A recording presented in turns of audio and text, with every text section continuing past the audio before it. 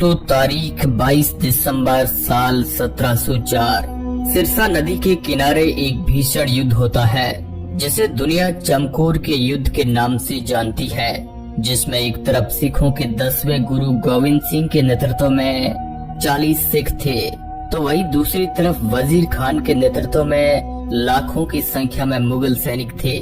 मात्र 40 सिख लाखों मुगल सैनिकों से भिड़ गए थे और युद्ध इतना भीषण था कि केवल 40 सिखों ने मुगलों की आधी से ज्यादा सेना को विनाश कर दिया था। सिखों और मुगलों के बीच हुआ यह भयानक युद्ध सदी के सबसे महान युद्धों में से एक रहा है।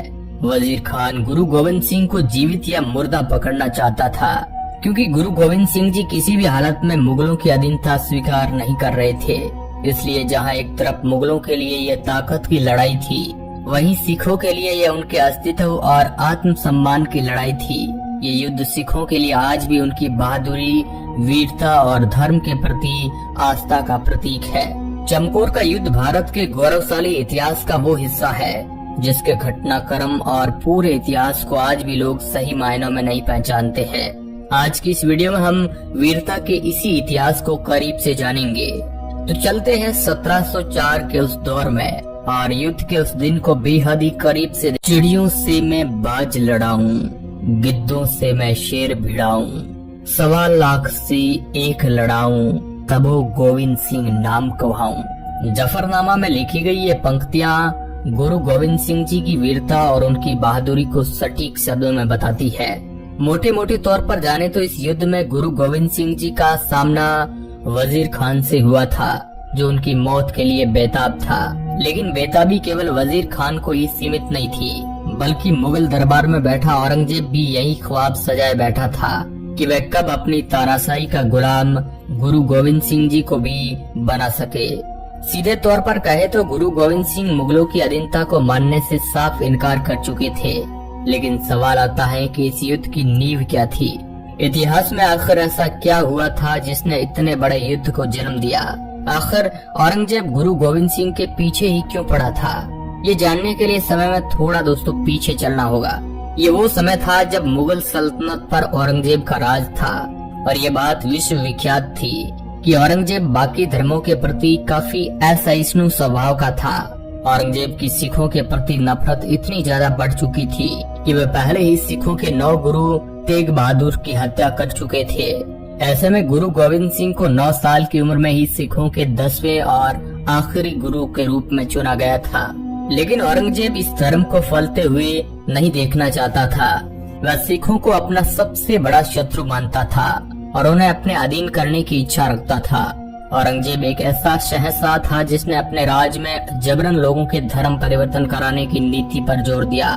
एक कट्टर मुसलमान होने के नाते उसके दिल में बाकी सभी धर्मों के प्रति घृणा और द्वेष की भावना थी।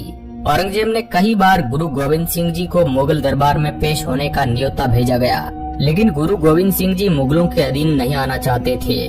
मुगल दरबार के लिए एक बहुत ही बड़ा झटका था। बस इसी कारण से मुस्लिम और सिख के बीच की खाई बढ़ती चली गई। सिखों के बचाव में धर्म की स्थापना के लिए गुरु गोविंद सिंह जी ने मुगलों के खिलाफ 13 युद्ध लड़े, जिसमें सबसे महत्वपूर्ण और लोकप्रिय रहा चमकौर का युद्ध।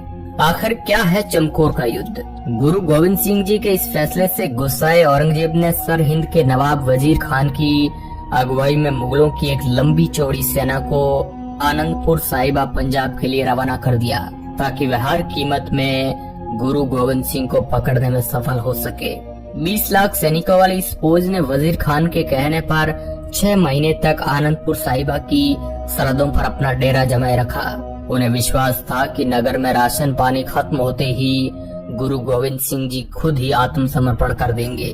लेकिन ये उनकी सबसे बड़ी भूल साबित हुई। 6 दिसंबर 1704 को रात में गुरुजी चुपचाप अपने सैनिकों के साथ आनंदपुर साहिबा छोड़कर आगे बढ़ गए।